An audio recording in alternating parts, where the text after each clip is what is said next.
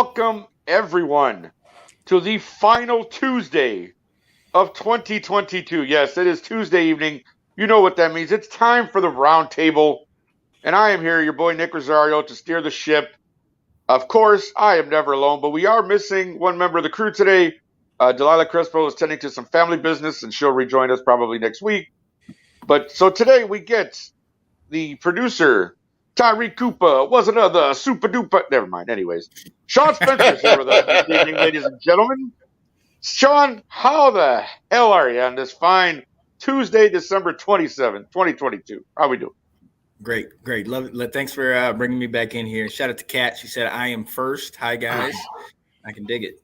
Well, I just shout out real quick to Kat Hughes because we know that, for those of you who haven't been living under a rock for the last 3 years we've been doing this show, Sean is fianced, whatever you want to say it, to Kat Hughes, and Kat's very supportive of our show, and we love her for that. Thank you, Kat. Hope your Christmas was great. So, Sean, anything else you want to say before we move on?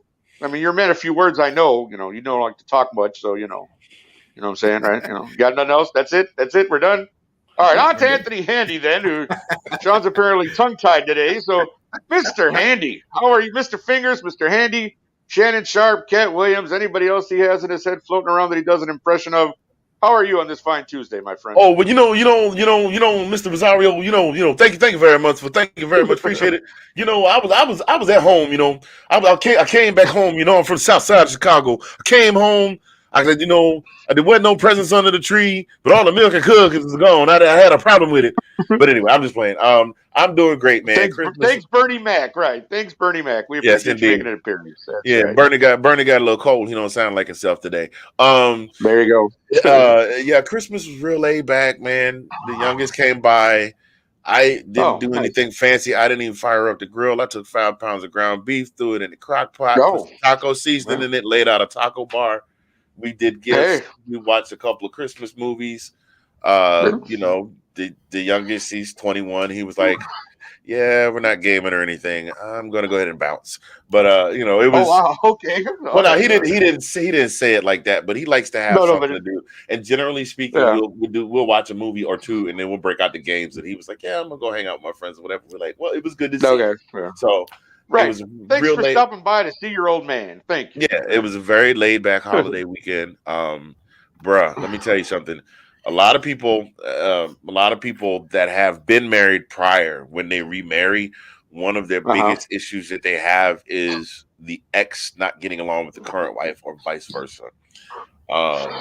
And my first Are you having that issue? No. My first wife and I get along very well. We've always gotten along well. The marriage didn't work out, but we decided that we were going to co-parent, and we, both the boys are grown now, 26 and 25. But I talked to the ex because I called her house looking for the boys, but they had already taken off to go hang out with the friends because neither one of them were answering their phones. I was like, "Well, their mama get them to the phone," but she's like, "No, they're gone." And she was like, "Well, where's Karen?" She's like, "Well, where's Karen? Let me say hey to Karen." I handed my wife the phone, and the two of them just talked for 10 minutes like a couple of old buddies, and how much that warmed my heart. I mean, they've always gotten along well, but that really warmed my heart on the Christmas day. Just the thought, it's like, man, you know what? That's a blessing right there, because a lot of people don't get that. So it was a good weekend. Long and short, it was a good weekend. I did as little as possible, and now I'm back here with you all, and I am very happy to be here. Now we can start the show. As soon as we get very happy to be here. You know that the Tuesday has started. Christmas real quick was good for me. Mom made a nice ham dinner on Christmas Day. My uncle came by, had a nice meal, watched Christmas Vacation. It was fantastic. So I'm glad everybody had a good Christmas. Sean's smiling. I know he went and saw the folks. So I'm sure mom and dad are good and all that good stuff. Had a few beers because, Sean likes the beer. It's all good. But let us move on. Yeah, let us move on because we'll sit here all night and talk about. Go ahead. I got one question I wanted to address about something you said earlier. Did you just make up a whole verb? A whole verb earlier? You said that Sean was fianced to Kat. Right, fianced, fianced, however you want to say it. Is that a thing? No, not a word. Is that not a word? Not a word? You know me. I got my own language. It probably counts. Good, right? You know what? It probably counts in Scrabble. Probably. I probably get like 18 points for that one, right? Use the Yeah, DVF. I'm good. I mean, Fiance. it's I'm gonna try that one, see if it works. yeah. If Sophia Petrillo can make up this damn, then we can do fiance. There you go. There you go. Yeah. I'm with it. That's right. All right, ladies and gentlemen, and everyone else watching, whoever's out there, we're gonna move on now because, as you know, everything always starts with a coin toss.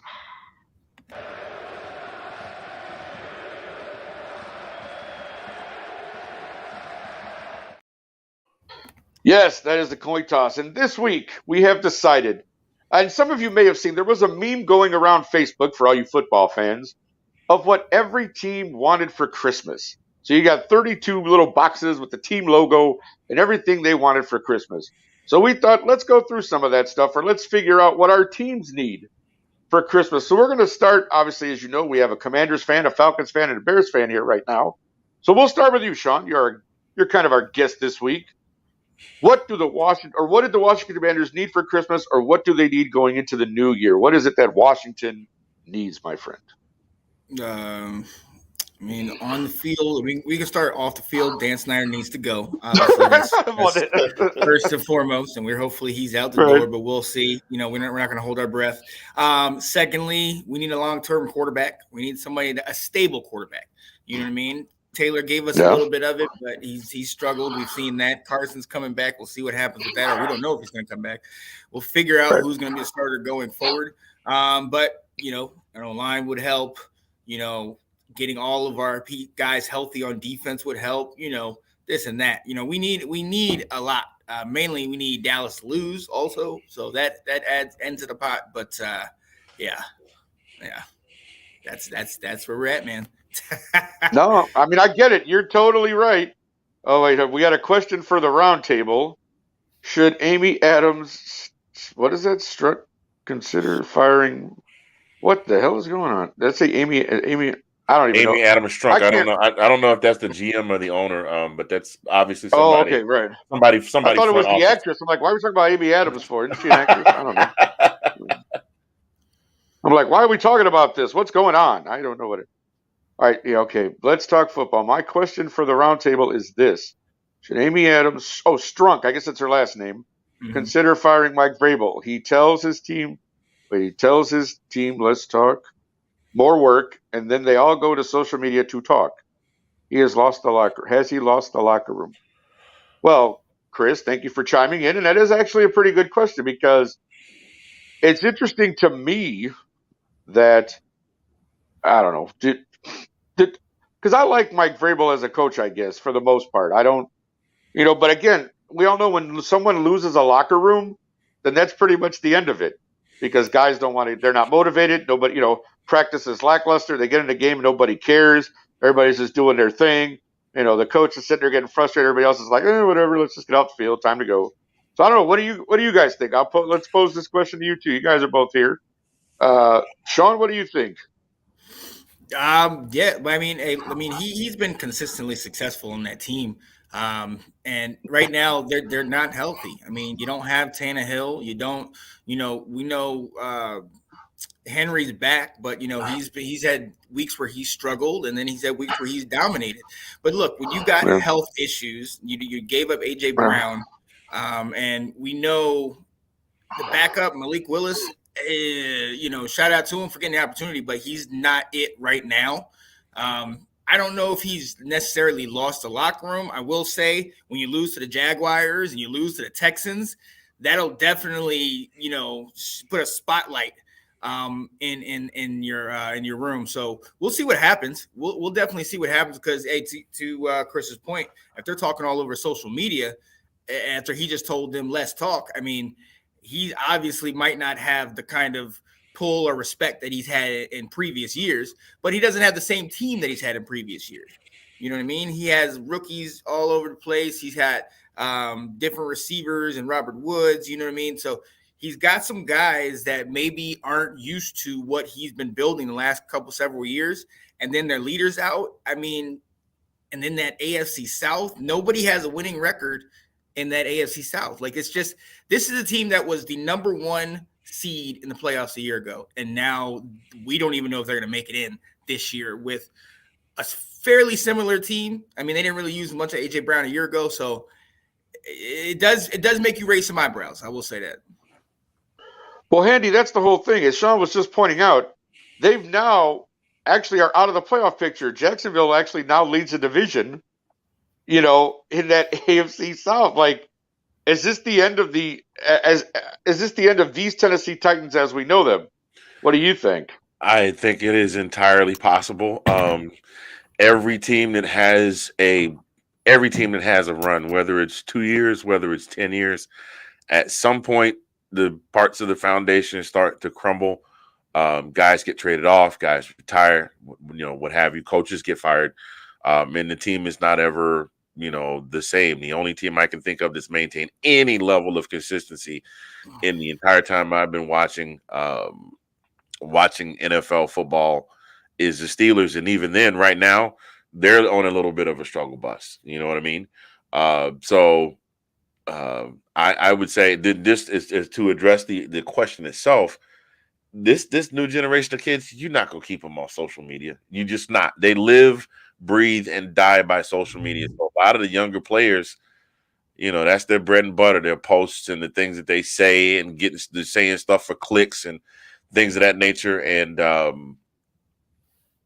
so I can't say that he's lost the locker room per se, but to the point that Sean made, that 3-word philosophy still rings true. Winning cures everything.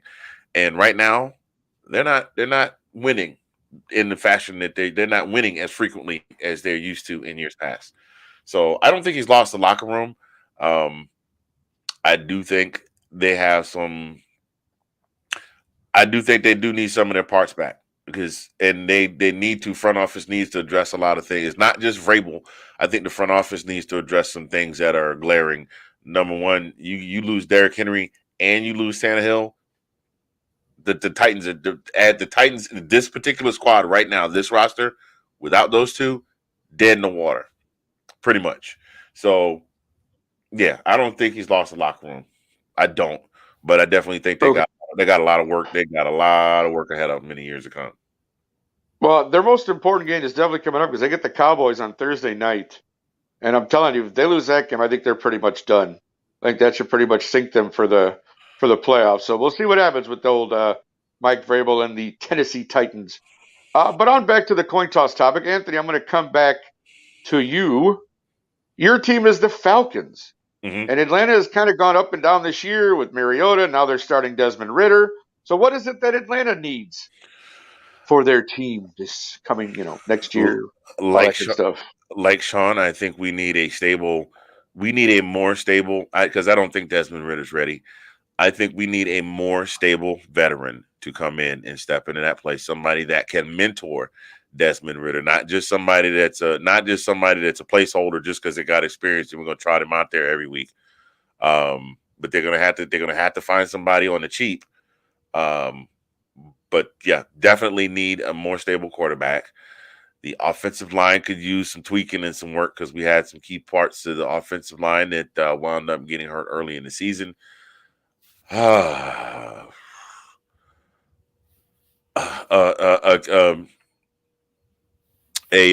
capable front office,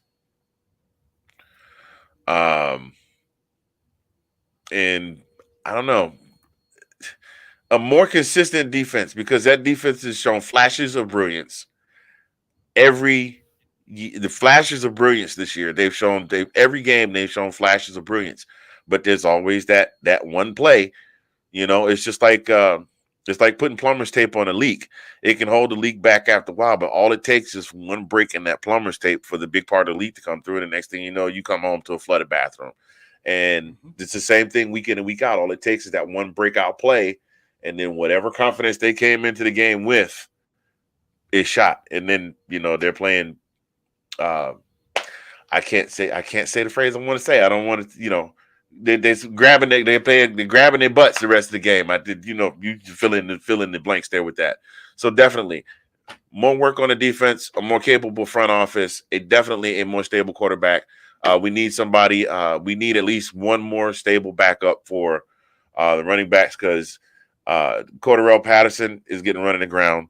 Tyler Algier can't do it by himself. So we're gonna need, the NFL has gotten to the point where you need that two-headed running back monster.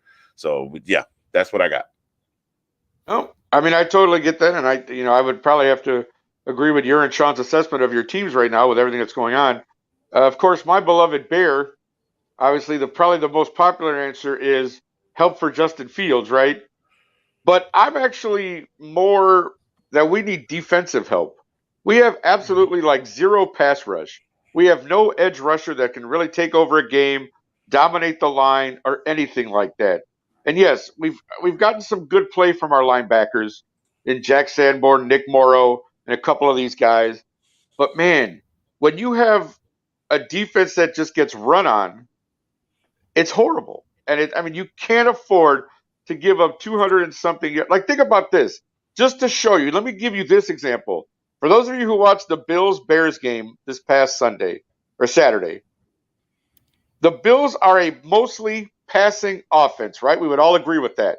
Josh Allen, Stephon Diggs, Gabe Davis. They got, Mike or Cole Beasley back. They ran for over 250 yards on us. They are not a running team. Both of their running backs were at 100 yards. Do you understand?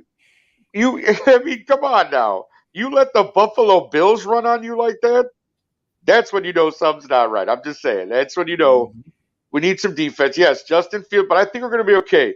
The line, I know people are going to criticize the line, and I get that, but we did have a lot of injuries. There was a lot of mixed matching going on this year, but there's some stable guys there with Braxton Jones, Tevin Jenkins, Larry Borum. We need a center. I will say that. But I think the line is actually going to be okay. And with Justin Fields back there, I think the offense itself, obviously we do need a stud receiver, but I think the defense with the 8 draft picks that we have and with 120 million in cap space, we need an edge rusher or a great pass rusher to really help us out. So that's what I feel the Bears need going into this, thing. So let's throw out a couple more teams just for fun because, again, we're all about the sports here and having a good time. Sean, I'm going to come to you with this one. The Green Bay Packers. What do they need? Sean, come on. What Green Bay Packers? I mean, look, they got a lot of weapons on defense, but I think their scheme needs to change up a little bit. I just think, I mean, you got Jair Alexander, you have I can't think of the other quarter's name.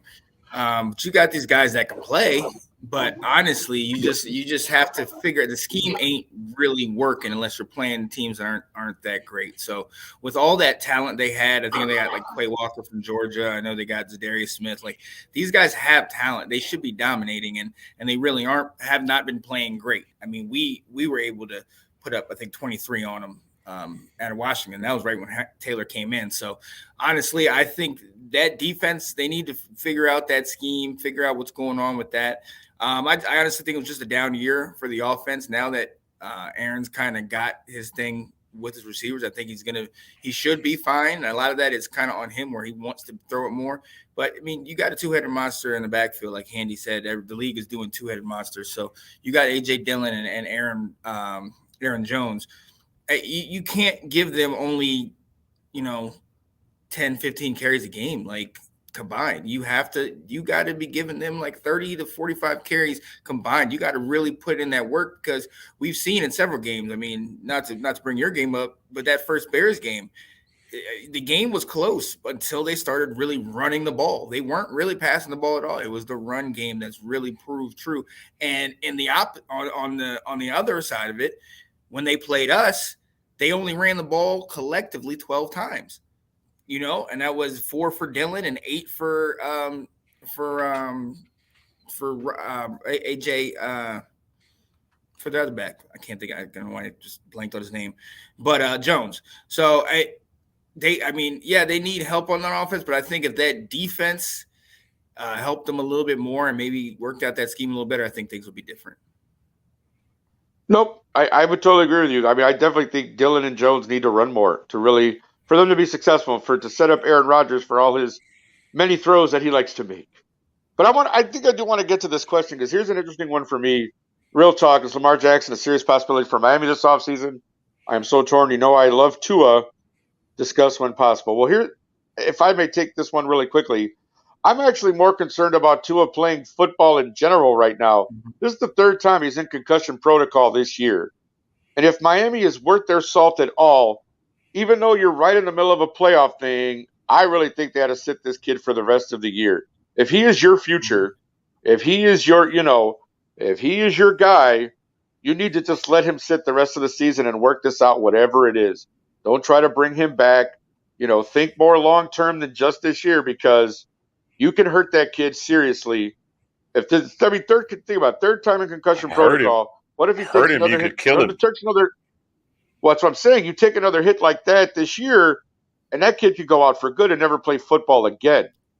But Handy, I'll give you this question because the one part of that was, is Lamar Jackson a possibility for Miami? Let me ask you, do you really think Baltimore is thinking about not bringing Lamar back? What do you think, Andy? We know how this goes.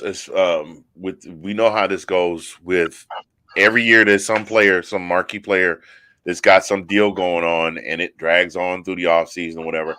I don't think if Baltimore is out of their mind if they let Lamar Jackson go,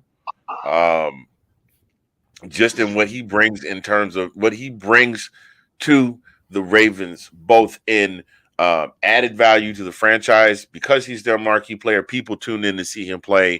In terms of, I'm gonna lay it all out. The merchandise sales, he's probably one of the leading jersey sellers, and then on top of that, he's a quarterback that's still in his prime.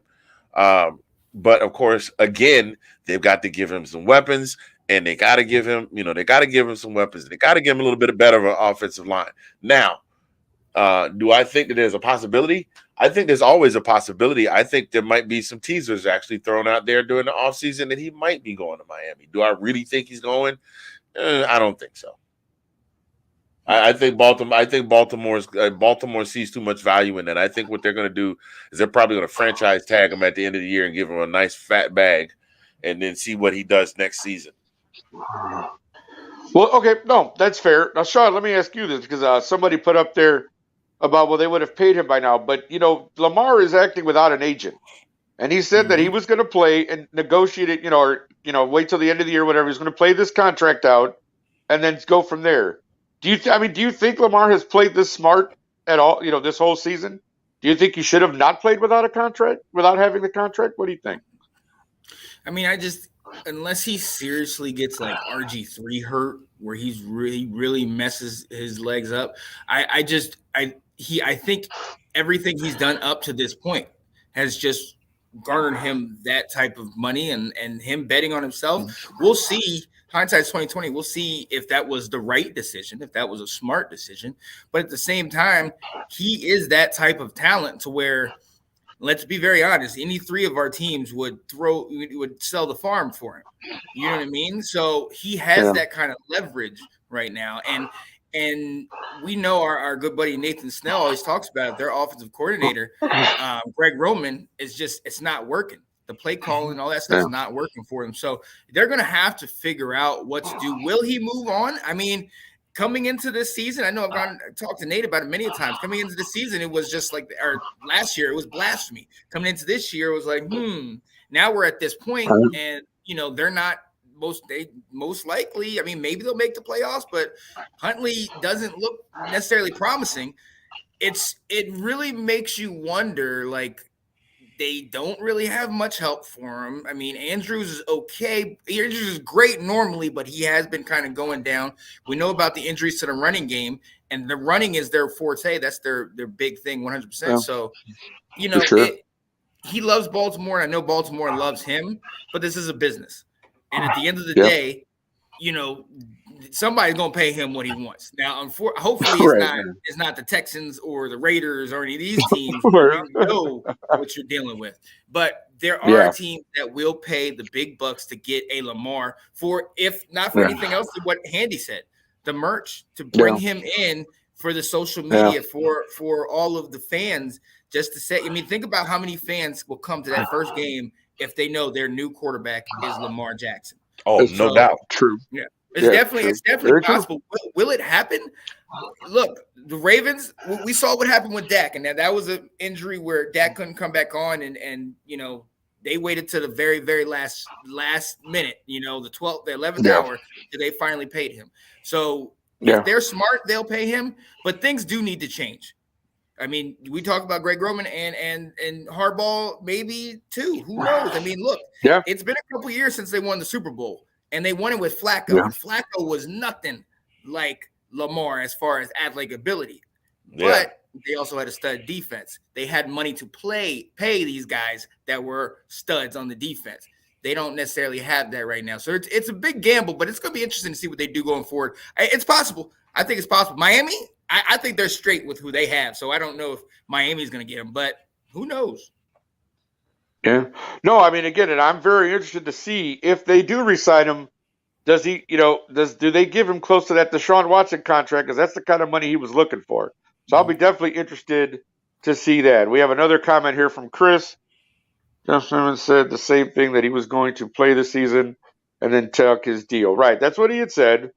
So, yeah, I mean, again, we're all interested in this, I'm sure, because I'm very interested to see what happens with Lamar Jackson in the offseason. Again, they are in the playoff, and I believe they're 10-5. So they're not a lock, but they're a pretty good shot to get in. I know Cincinnati is probably going to win the division now, the way they're playing. But I think Baltimore does. I think Baltimore is the 5th seed, I think, and I think they're pretty much in as long as some team loses this, like one of those 7 teams loses this week. So Baltimore's looking like they're playoff bound. Just we'll have to see what happens with Lamar Jackson. Well, listen, we thank you guys, of course, for watching and for viewing and the questions. But we're going to take a quick break here and come back with our Game of the Week segment. Watch this.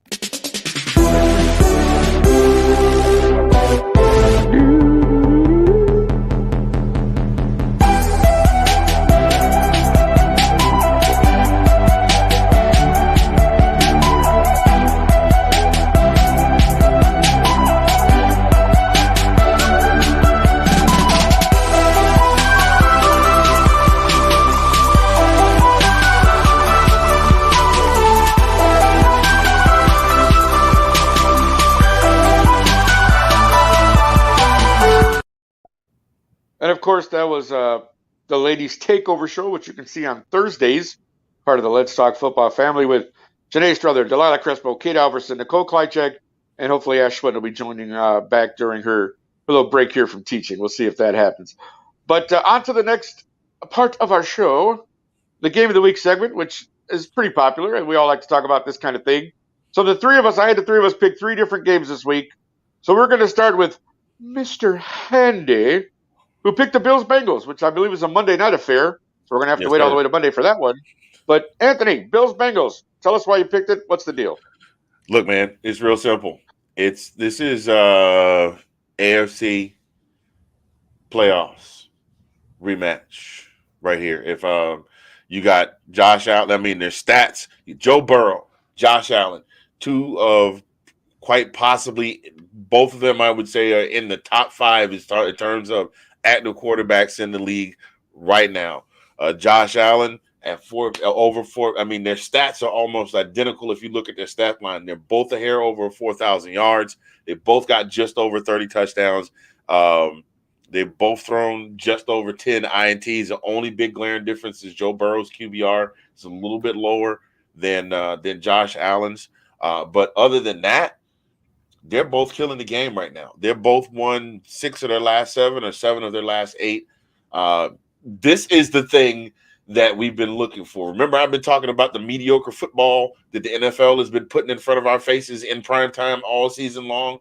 This is the marquee game right here. This game right here will quite possibly determine who will wind up being in the, I mean, not determined per se, because it's, it's not but because they're not in the same division. But we could very well be looking at a game that will show us who's going to be in the AFC Championship coming a little bit later on down the line. So that's it for me. I've tried. Y'all asked me when we talked about me coming on the Roundtable, I said I'm going to make a concerted effort. I don't watch a lot of pro ball. I'm definitely a college guy. And it has been hard for me to watch some of these games. It has been hard to watch these games this year. So this is one I'm gonna be in front of my TV set. I'm gonna have my popcorn ready. I'm gonna have it. Well, I won't have no hen dog, but I'm gonna have me a Black and Mild. I'm gonna have to go outside and smoke it. I might even smoke up some ribs because that's the kind of game that we got that we looking at right here this coming Monday. And that's go ahead.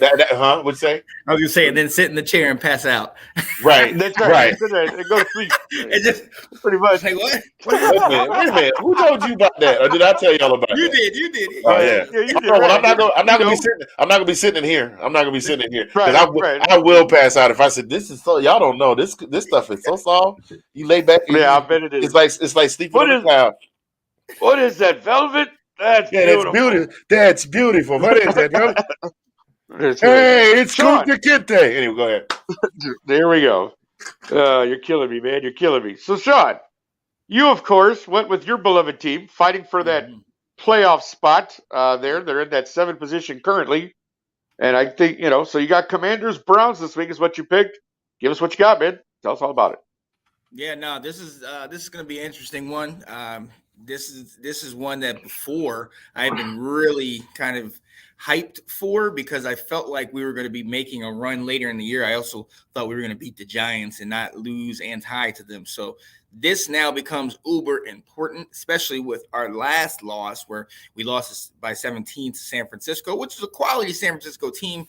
But it brings up a number of questions, one being who will start at quarterback, Carson Wentz or Taylor Heineke.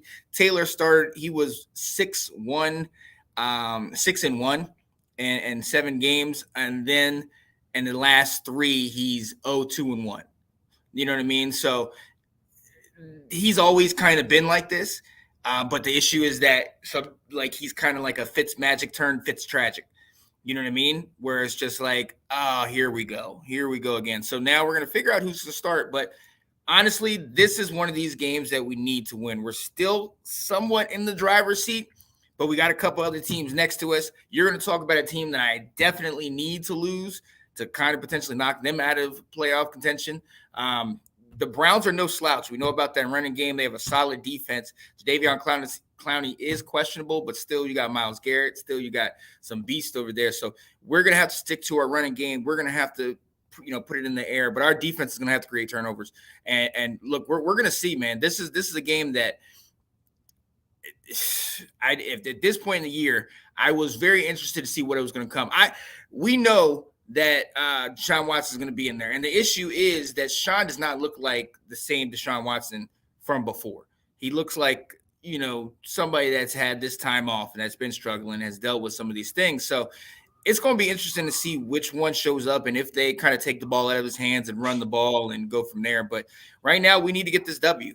We absolutely need to get this win. And we're going up on New Year's Day against a solid Browns team that, might technically be out of the playoffs, but I mean, they're still playing for something and they're still kind of trying to build on what they have. So this is a must win and I'm looking forward to it. Right now, we're kind of slight favorites, like I think -2.5. And the over under is 40.5. So I could see it being a 23-19 type of game where we can pull it out late. But it's going to be stressful. It's just one of those where I'm just like, and then it's like, do you want to go to the playoffs? Do you not want to go to the playoffs? It's right. We're in the middle. So that's where we're at, man. No, I totally get that. And I took Jets Seahawks mainly because, again, it may not be the most entertaining game to watch per se, because at both times the offenses of both teams have struggled, and at other times they've both played magnificently. Now, my understanding is that Mike White is going to be back at quarterback this week. He was cleared to play, and that Zach Wilson will not play. So, I mean, again, the Jets can't figure out what they want to do there. You got a number 2 pick that you keep kind of rolling back and forth. You got Mike White, so he's, like I said, he's scheduled to start this week from my understanding. And then Seattle, of course, the other side is Seattle with Geno Smith. Here's my thing. The Seahawks, to me, everybody needs to give Pete Carroll props. Losing Russ, he never, ever flinched, and he has made it. And again, you're right. Naming Geno the quarterback has been good for the Seahawks, obviously. Geno has had a career resurgence. He's led his team to where they are now. They're fighting for that playoff spot. And they take on a Jets team that is kind of in disarray right now. So again, and with the weapons he's got, he's still got Lockett and Metcalf, and like I said, the defense has shown great flashes at times this year, and again, I actually like the Seahawks. I mean, I think we're all still, as far as Pete Carroll goes, I have other issues with Pete Carroll that I will not get into now because that's a whole other discussion. But USC, I mean, back to NFL, we're just going to go ahead and leave that alone for now. But I really feel like Washington win, Bengals. Oh, okay, so we got a predictions here. We got Seattle Seahawks lose, Washington wins, and the Bengals win. So there we go. We got predictions. But I think this actually will be a good game. You got two teams that are really fighting for those playoff spots, those last spots in their respective conferences for playoff games. And again, Mike White at times has shown that he can be the man, and he's got some weapons there himself. So I don't know. I thought this would be an interesting game. Again, I don't know what kind of game we're going to get out of either team, but I assume they're both going to fight because they're both fighting for those playoff spots. But if I had to pick, I would actually go with Seattle. I think the Jets just have too much going on behind the scenes with everything that's going on there. I just feel like Seattle, gets their act together, wins this game, and keeps their hopes alive for one more week. Again, depending on what Sean's team does, because again, with that tie, they have one less loss than everybody else. Yeah. So with only 6 losses, the Washington Commanders, like you said, they win this week. I think they're pretty much in because that gives them still one, then every other team would have help. 8 losses and they would have 6, right? So that would pretty much do it for Washington. We need Seattle. We need Seattle, Green Bay, and I think Detroit to lose. We need all 3. Is that what it is? If all 3 of those teams lose and we win, then we're in. That's just to clinch this week, right? Just to clinch this week, though, right? Yeah. Because you still would be a game ahead of them, even if they all won, because they have 8 losses, don't they? You guys only have 6, or you have 7 now. You're right. You lost last week, so you're 7-7-1. Yeah, my mistake. Sorry. So yes, you're 1 game ahead of them, right? So you need them all to lose and you to win to make that a possibility, right? So again, it should be a great weekend again of football. There's a lot of interesting matchups. I picked 3 for later on in Nick's picks, but there's a lot of games I stayed away from because I just wasn't sure that I should go there. But we'll talk about that later. So now it is time. It is time. We're going to go to probably a segment that's really grown on everyone because I think it's always nice to hear about what rookie players are doing. So we're going to go now to the man himself, Mr. Fingers, Anthony Handy, with our rookie spotlight. Take it away.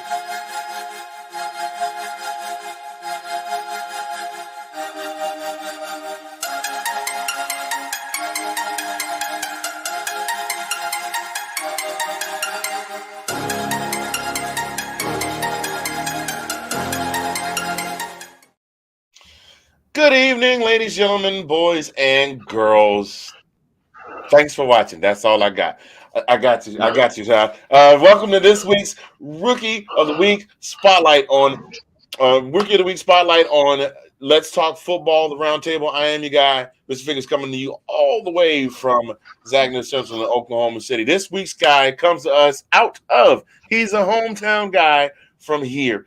Not from here, but from over that way somewhere. Wagoner, Oklahoma. I'm not sure which direction it's in from here, where he went to Wagoner High School, and he played both sides of the ball, quarterback and defensive back. Wound up finishing his high school career with 115 touchdowns, 6,114 pass yards, and 2,449 yards rushing. Had several offers to go to many different schools. Wound up going 45 minutes north of here, Stillwater, Oklahoma.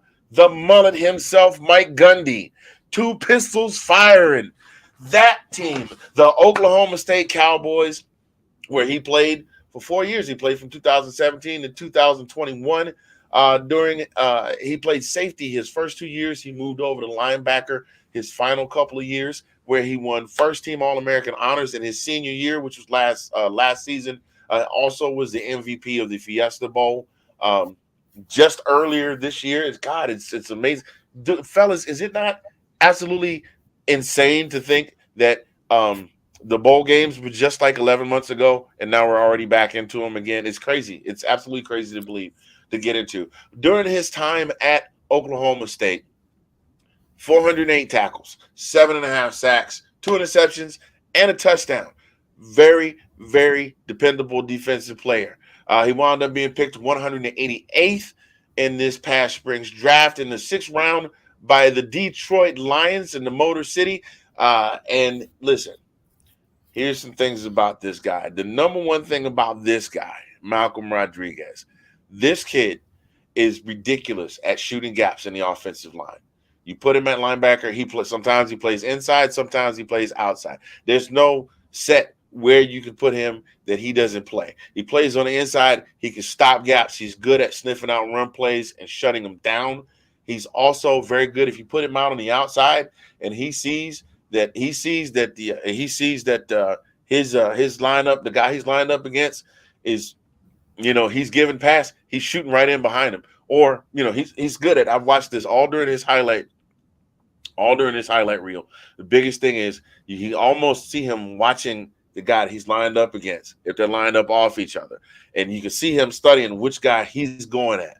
If that guy's going out to get the inside linebacker, he's shooting right around him and hitting the quarterback right in the back, giving him a nice big, hello, how do you do? Nice to meet you. Welcome to the neighborhood.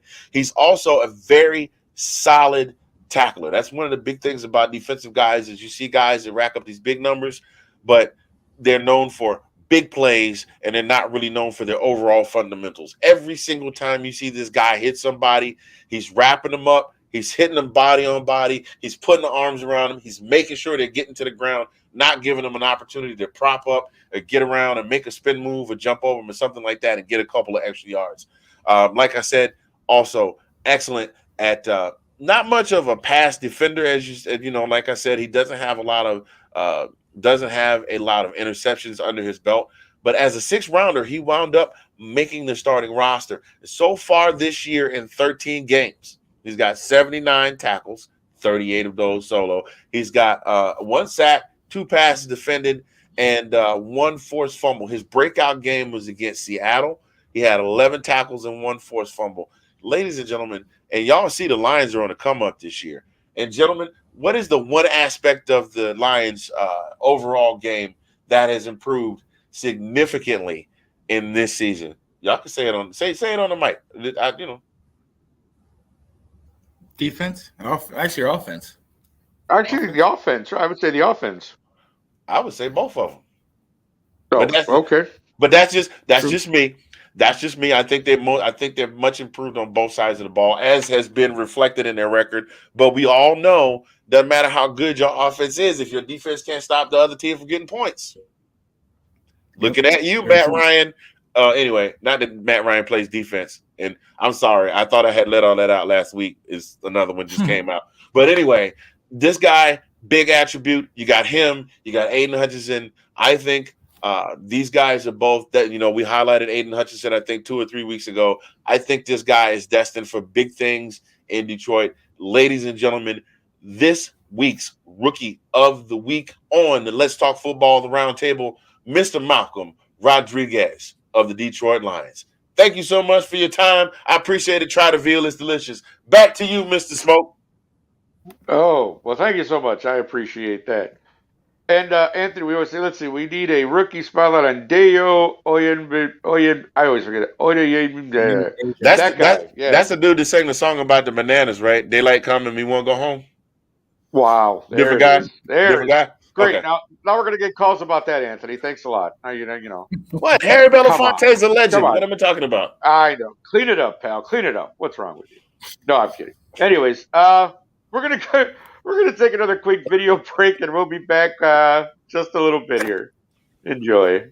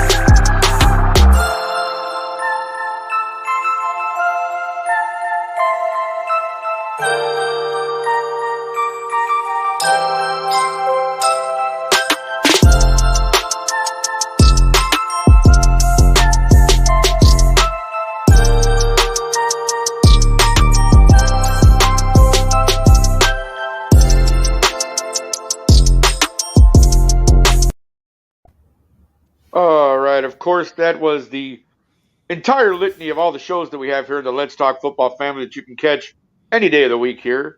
So if you can always find us. We're always out there. We got shows pretty much every night, at least through the football season, and we'll let you know further how things go from there. But again, we do want to tell you that this is, of course, our last show of this year. So look forward to do some new things in the new year. There'll be a couple new segments. We'll have some fun. So I hope you'll all be looking forward to that. But now it's time for me to do what I do worst, and that's pick football games. So here it is time for Nick's Picks. Here we go. It's fantastic. I love this.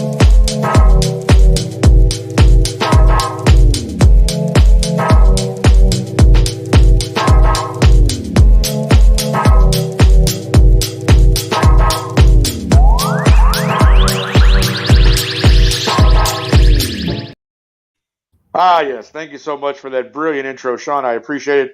Nothing like watching my big face point my finger at somebody in the corner. That's beautiful. But here we go. Right. Here we go. Take that, son. We got 3 games this week. I only picked 3 games because, as I said, I looked at the slate of games, and some of the lines were like, yeah, I'm not touching that. Sorry. Not going to go there. Every time I do that, the other team, Dallas, I think, is like a 10.5-point favorite. I watched the Titans make it like a 3-point game or something. So I'm not touching any of those big numbers. But I got a couple here I think you'll enjoy. So, Sean, if you could help me out there, let's put up the first one we got there. We got Jaguars, Texans. Now here, Jaguars not fighting for. They are technically in the lead right now. All they got to do is win out, and they're in. I mean, they're the division winner right now. They've got the tiebreaker on the Titans, and the Titans play the Cowboys this week. So, Jaguars, Texans, they can't fall asleep. The Texans beat the Cowboys just a few weeks ago, but I think the Jaguars are on the move. They're moving straight forward. All that mess with Mr. Florida's behind them now after he got fired. So Jaguars -4 in this game. I believe in Trevor Lawrence, Travis Etienne, Christian Kirk, Zay Jones. The boys are playing on offense. The defense has looked a lot better. So I'm going to go Jaguars in this game -4 points. Hey, Mr. Nathan Snell has made an appearance. Thank you, Nate. Always good to hear from you, my friend. All right, Mr. Sean, let's go with game number 2 on the docket. We got Buccaneers, Panthers. Now, here's the thing. We all know about Tom Brady, obviously, and I'm not talking about just this year. I'm talking about overall. When it counts and in big games, Tom shows up, right? There's probably no more important game for the Buccaneers this week than playing the Panthers for the division lead. But I got to be honest with you. I'm really liking the way the Panthers have played the last few weeks. And with Sam Darnold taking over, they have really actually played pretty well. So I'm actually going to go with the Panthers +3. They're the underdog in this game, but I'm going to roll with Carolina. Tampa Bay. You could say what a great comeback, but you came back on the Cardinals, and right. I'm not impressed. No offense, I'm not impressed with that victory at all. Third string the Cardinals quarterback. Are a team. Yeah, I mean the McSorley. Yeah, the Cardinals just don't look good right now, and they just don't. And the fact that you had to come back to beat them. Sorry, I'm not impressed. I'm going to take Carolina this week +3 against Tampa Bay. And for my final game this week, 49ers, Raiders. Now, again, we all know the trouble the Raiders have had this year, obviously. Whether it's scheme, whether you think it's Josh McDaniel, whether you think it's Derek Carr, the fact is Devontae Adams came in and they didn't win. Not happening this year in Las Vegas. Anyways. But, so I'm going to take the 4th. Hey, I'll be there on January 8th. So when I come back in a barrel, you guys will know why. But anyway, with a sandwich board, walking with a sandwich board. We'll work for lunch. That's it. That's all it is, baby. We'll work for $1 because that's about all I'm going to have left by the time I come back. But anyway, 49ers, Raiders, of course. Can you stop the 49ers right now? I don't really know. They're playing. I mean, even with my man Brock Purdy back there, they're still putting up points on everybody. And again, when you have George Kittle, you have Christian McCaffrey, you got, I think Samuel was hurt, but you got Brandon Ayuk. You still got, there's just weapons everywhere on that team. You can't, the defense is number 1 in the league. Like, I don't see the Raiders pulling this one out at all. Brock in the starting quarterback next season. Well, you know what, Nate? He very well could be. I mean, Trey Lance is coming back from a really bad ankle injury, so you never know. But Nathan Snell with the hot take this week, folks. Brock Purdy will be the starting quarterback next season in San Francisco. Seeing what sticks. That's right. Good old Nate. Nate, we love you, buddy. We do. But I am going to take the 49ers. Obviously, they're 6-point favorites. I don't see the Raiders putting up too big of a fight. I mean, maybe if Derek Carr gets a hair up his butt to actually, complete a few passes, he'll be okay. But I still go with the 49ers here, minus the 6. So to recap, obviously 49ers, Raiders. I take 49ers minus 6. I'm going to take the Panthers plus the 3 against Tampa Bay in a very, very important game for that NFC South division. And then, of course, in my last game, I will take the Jaguars minus the 4 against the lowly Houston Texans. And again, I'm actually good with Houston getting the first pick because the Bears don't need a quarterback. So let Houston take their quarterback at number 1. We'll take our number 2 pick and get our nice defensive end or edge rusher, and we'll be just fine. So I hope Texans lose. Keep your first pick and let us stay number 2. I'm very happy with that. Anyways, or if we get the first pick, we'll probably just trade down anyway, so it doesn't matter because we don't need a quarterback. Yeah. We got Justin Fields. We're good. But yeah, so those were Nick's picks for this week. Again, join me next week and see that I went 0 for 3 probably because this always used to happen to me.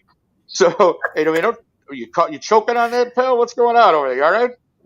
Mr. Hendy? I'm good, bro. All right, always fantastic. I love to hear that. But and again, I'm really happy to for those be of here. you watching, I know you always are, and I'm happy to be here with you, my friend. And I'm happy that Sean's here this week. Like, here's the thing now. Sean way back decided he was going to take on more of that producer role, right? He was going to be in the background. Sean was going to be, not seen. He was going to be in the shadows. This brother's been on this show the last 2 weeks. Like, what's going on, man? You trying to get your show back? What's up? You want somebody? You want it? You want? Are you coming for me? Is that what's going on here? Is that what we're doing? Is that what we're doing? Skip. No. Skip. Okay. No.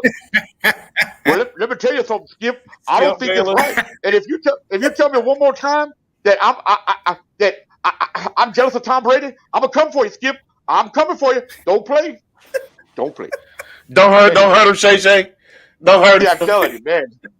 That's something else. That's too fun. We're just having a good time here this Tuesday, folks. It's one of those things, like I said, our lovely co-host, Delilah Crespo, should be back next week. She had to take care of some family business. So, as you know, I was missing last week because I had to take care of some family business. So, we all got family and business, don't we all? Anyways.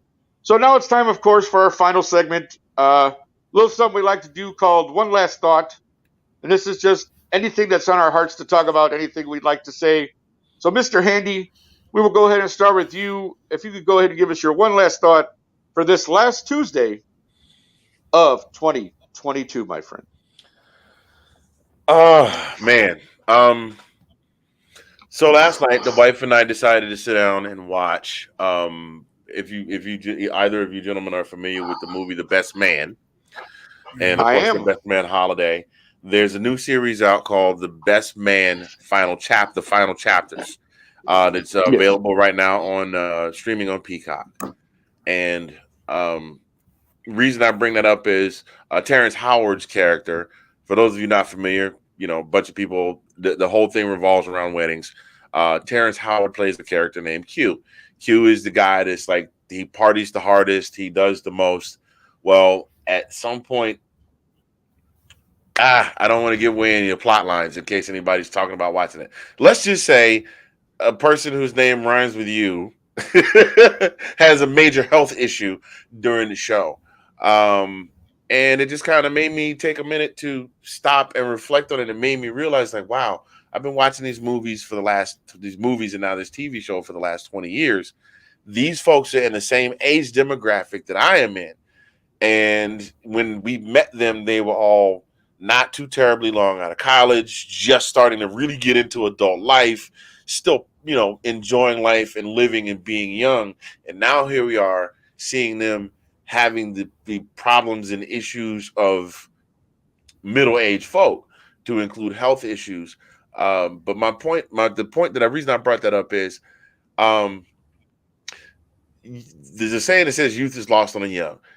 Those of you that are out there that are fans of the show, that watch the show, whether you just random clicked on this and you're watching us right now, if you're in that age demographic where you're like between 18 and about 35 or so, not to say that over 35 is old or anything like that, but if you're between about 18 and 35, enjoy that youth. Don't waste it sitting around doing nothing. Go out, go have fun, hang out with your friends, travel, do all of this stuff, do all the things that while you have the health and the strength to do them. Because one day, inevitably, we don't come here to stay. As much as we hate it, we don't come here to stay. But if you stay here for a good long while, at some point you're not going to be able to do those things, and you may regret not having done them. So take advantage of your youth while you are young.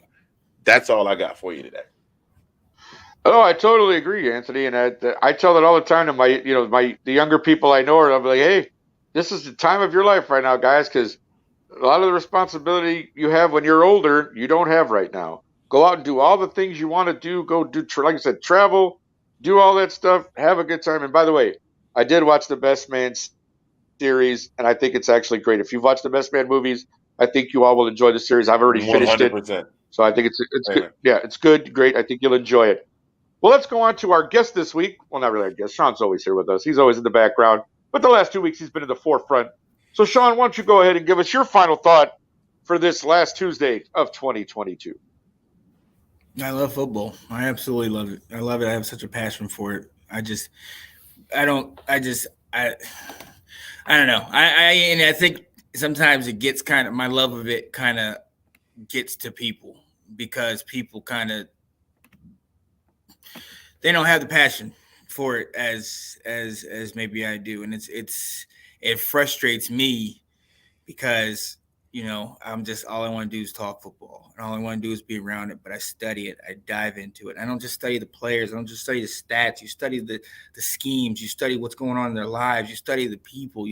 That's why I love these bowl games now where, it's not the starters and everybody's like, oh, who wants to watch it? It's opted out. There's some kid that's been waiting his whole entire life to get this one opportunity to play just to put tape out on him. If you can't understand the love of that, then I'm talking to the wrong person. You know what I mean? Like, I just have such a passion for it, and people are like, oh yeah, I love it too. And then all they tell me is about their team. And I'm like, well, if you can't tell me what the other team or this team or they're terrible. Yeah, you don't love that game. And and there are times when it gets overbearing and people are like, dude, man, this is too much, man. I just want to talk, a little bit this and that, and that's fine. And I just wanted to take time to apologize. And I know you're like, oh, I don't apologize. No, I'm going to do it because I get upset if I'm talking about it. And people are just like, I'm going to go halfway. I'm going to do my thing, la, la, la, la. And I'm like, dude, that's just not the way it needs to be done. But I need to step back and be like, whatever way people do it is the way they do it. Like people love it. People talk it. People might talk 100% about one thing and one team and one division and one conference and one just group, whatever. And that's that. Me, I just each team, like my granddaddy used to always put me out there and have me watch all the games because he was just like, people, you can't say you love it and you haven't seen half of football. You can't, you know what I mean? Like, and I get it. Nobody wants to see what's your favorite school, Handy? Buck Tussle State versus, Beaver Valley. Like, nobody wants to see that. And it's not always the greatest games, but it's something about it, man. It's poetry in motion. It's beauty. It's passion. It's perseverance. There's just so much to it, man. New coaches, new players.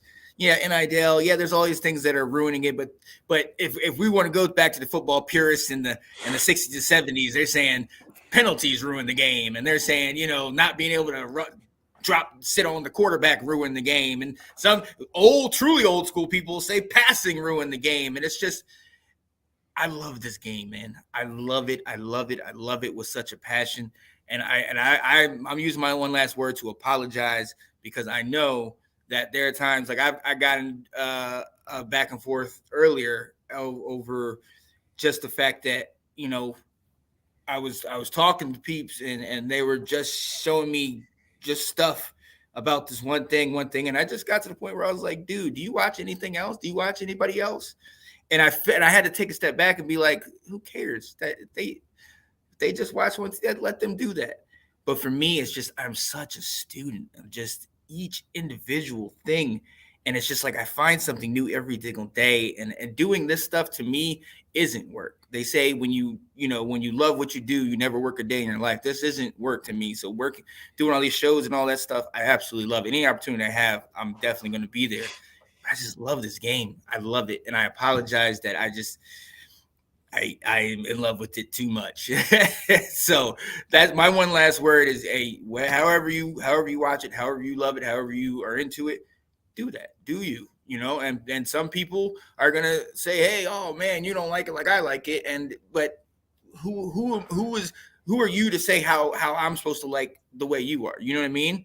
People like things a lot more than others, and it's something that it frustrates me, but it also frustrates me to sit back and be like, you don't want to alienate people because you might have this passion for it, and you might just eat, sleep, drink, sleep with everything, like really get into this sport, and other people are just like, yeah, I'm gonna give it a high five and keep moving.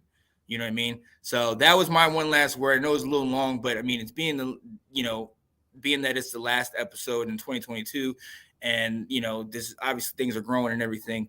I just love this game. I just love this game, and I have such an respect and appreciation for it that sometimes I get a little overbearing on stuff like that. So, one last thought, man. Just keep loving the game. Keep however you watch it, however you love it, whoever your team is, keep diving into it. Keep burying yourself into what it is that you love, and hey, enjoy it. And absolutely, if you just want to watch this, just watch your one and just enjoy it and do your thing. Is it very, very well said, sir? Very well said. Is it safe to say that football been very good to you? Right, exactly. Good and bad, man. There's been a lot. I mean, when you love it this much, there's some times when football is really not bad or really not good because you sit here and you get so invested in it that you'll sit there. Like I've had it where if I don't like if I get upset at a person when I was younger, if I get upset with a person, and because they're just all they talk about is their team, that I would go against that team, even if I like them, just because I'd be like, I just don't want you to keep doing this. You know what I mean? And that's challenge. I got to step back and do, but that's what it was. That's what it's been. I mean, again, I was a kid that cried at preseason games for Washington in the mid '90s. So, That's it. Hey, you're being honest, Sean. We appreciate that.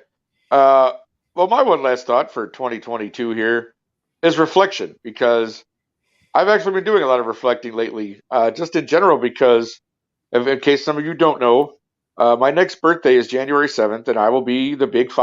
I turned 50 on my next birthday. So I've actually been doing, a lot of reflection with everything, just life in general. Where have I been?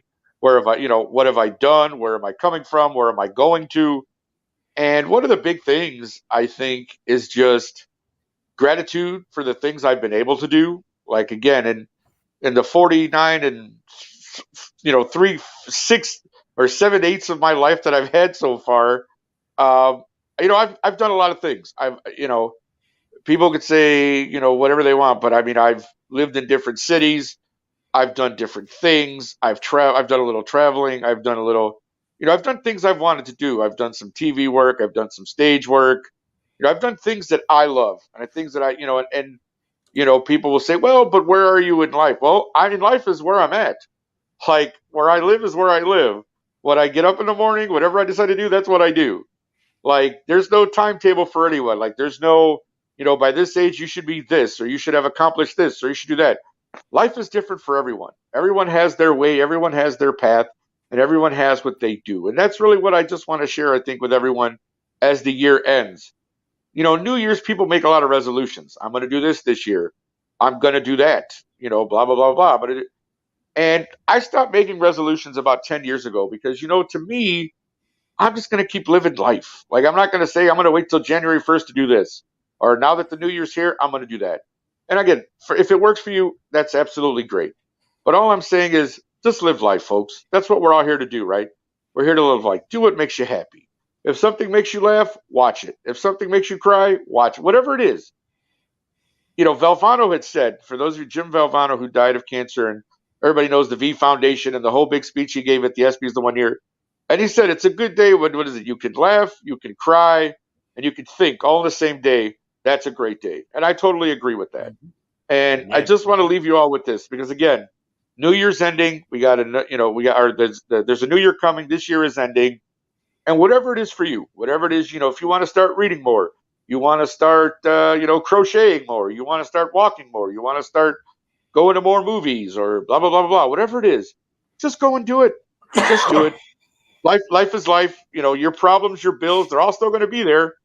But go enjoy the time that you have and go do what makes you happy. And that's one of the reasons I ended up here, because I always enjoyed talking football just in general. Like I would talk with my dad and my uncle. We would all get chicken wings on a Sunday, watch a Bears game, and talk a bunch of crap. But meeting Sean a couple years back kind of really sparked my love more for doing stuff like this. And so we ended up here. We're coming up at the end of the third season here of the Roundtable. It's been a great experience. I love working with Delilah, with Sean, Mr. Handy, and the other guests we've had on, all the other people in the Let's Talk Football family. And this is just something I love to do. So to me, that's what you do, guys. You just do what you love to do. Like, what is the saying? Life is what gets in the way when you're busy making other plans. And that's exactly how it is, my friends, because life is always going to be there. There's always going to be something. There's always going to be something you got to take care of, something you got to do. But enjoy it. Enjoy life. So that's all I have to say. I want to thank everyone, obviously, for this last year, because it's been a great year here for Let's Talk Football. And a lot of we've made a lot of new friendships here. A lot of shows have joined the family in that sense. We got friends in the North Sports Dynasty camp. All of our Canadian buddies up there do their thing. When Roundtable started, really, there was just two shows. The Monday night and the Roundtable. Then we had Monster Football Weekly. I've got an MC Takeover show, a fantasy show, the Saturday college show. Anthony came in with his college show. We did a Sunday show for a while.